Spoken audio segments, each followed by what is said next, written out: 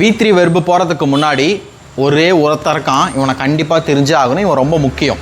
யார் அப்படின்னா இவன் தான் ஆக்சிலரி வேர்ப் அப்படின்னு சொல்லுவாங்க.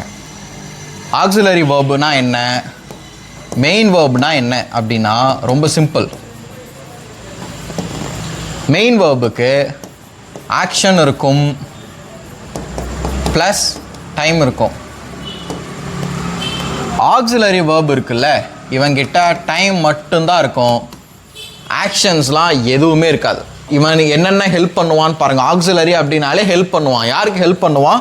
மெயினான ஆக்ஷன்ஸுக்கு அவன் நிறைய ஹெல்ப் பண்ணுவான். என்ன ஹெல்ப் பண்ணுவான் அப்படின்னா, ஒரு சென்டென்ஸை இவனால் மட்டும்தான் கொஷின் ஆக்க முடியும், ஒரு சென்டென்ஸை இவனால் மட்டும்தான் நெகட்டிவும் ஆக்க முடியும். உங்களுக்கு புரியுதா? கொஷினையும் நெகட்டிவும் இவனால் மட்டும்தான் வந்து ஹெல்ப் பண்ண முடியும். அதே மாதிரி தான் ஒரு சென்டென்ஸை எக்ஸாக்டான டைமில் கன்வே பண்ணுறதுக்கு இவன் வேணும், ஆக்சிலரி வேர்ப். இந்த ஆக்சிலரி வேர்ப்லாம் என்ன அப்படின்னா அதுவும் ரொம்ப ஈஸி, அதெல்லாம் சிம்பிள் தான். நான் இப்போதைக்கு இதை சொல்லிடுறேன். நம்ம சென்டென்ஸை மேக் பண்ணும்போது டீட்டெயில்டாக எல்லாத்தையும் பார்ப்போம். இந்த is, are, am, was, were, has, have, அப்புறம் வில்லு, வில் பி. ஸோ இந்த மாதிரி ஒரு சில had something, had, do, did, டஸ்ஸு.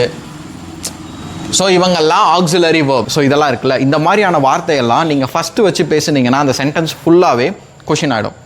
அதே மாதிரியா நீங்கள் இந்த ஆக்சிலரி வேர்புக்கு பக்கத்தில் நாட் வச்சு யூஸ் பண்ணிங்கன்னா அந்த சென்டென்ஸ் ஃபுல்லாகவே நெகட்டிவ் ஆகிடும். நாம் இதுக்கப்புறம் டீட்டெயில்டாக ஒவ்வொரு சென்டென்ஸும் மேக் பண்ணும்போது பார்ப்போம். ஏன்னா ஃபஸ்ட்டு நம்மளுக்கு சென்டென்ஸ் மேக் பண்ண புரிஞ்சாதான் இதோட பர்பஸ் இன்னும் ஜாஸ்தியாக நமக்கு புரியும்.